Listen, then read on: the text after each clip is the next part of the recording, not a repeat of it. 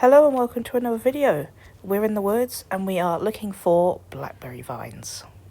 As I'm sure you already know, you can eat the berries, you can make a tea out of the young leaves, but something that a lot of people don't know about the blackberry vine is you can actually use it to make cordage. Right. This piece here looks good. I really should have bought my gloves for this. Blackberry can also be used for weaving baskets as well, which is something I have already demonstrated in a video. But baskets can be made from a whole load of materials, so that is probably a whole different topic that I'll visit another time in detail.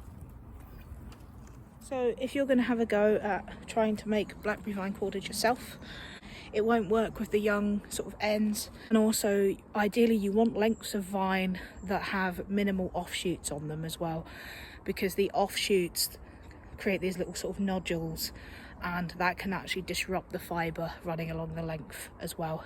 This is the wrong time of year to be trying to optimise a skill like this, but I'm sure I'll at least be able to get some fibres out of this blackberry vine, so I can at least show you the process of extracting the fibres. It's still a good skill to know and practice, so that when June comes around you will be ready to harvest your materials.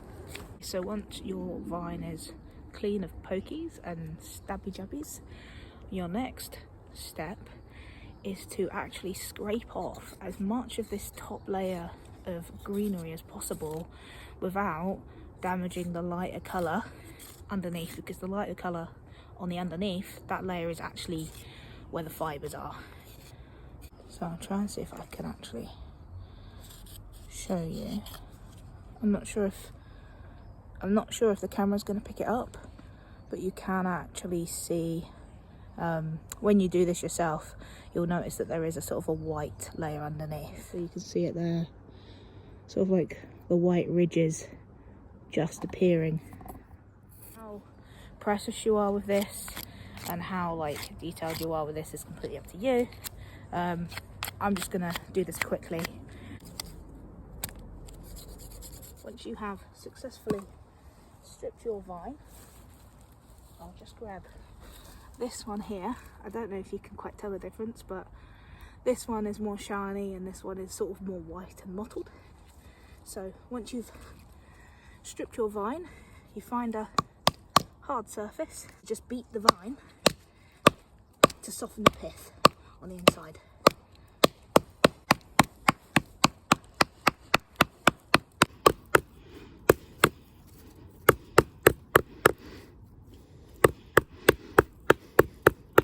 Once you've done that, you should be able to open up your vine carefully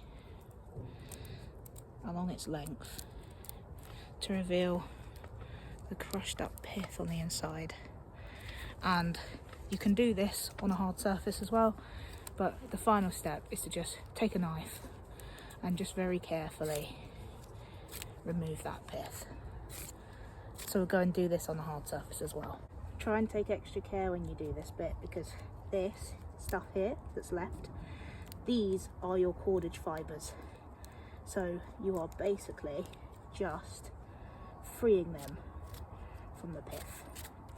And you're less likely to actually cut your fibres by accident if you use the back of your knife and not the blade, although the blade is still good. And once you've completed that process, you'll end up with something that kind of looks like a large version of stinging nettle.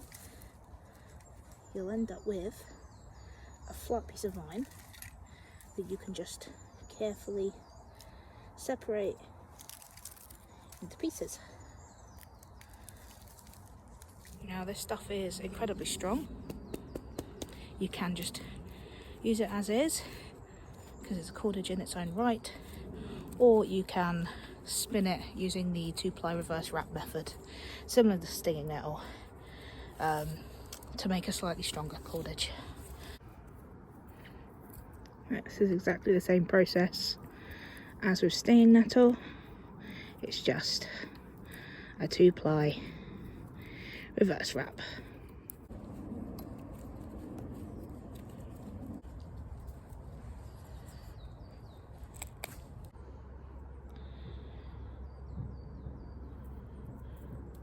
One of the differences with this is it will go quite rigid when it's dried out, so I'd recommend this stuff more for shelter building and less so for like intricate crafts like fishing line and stuff like that.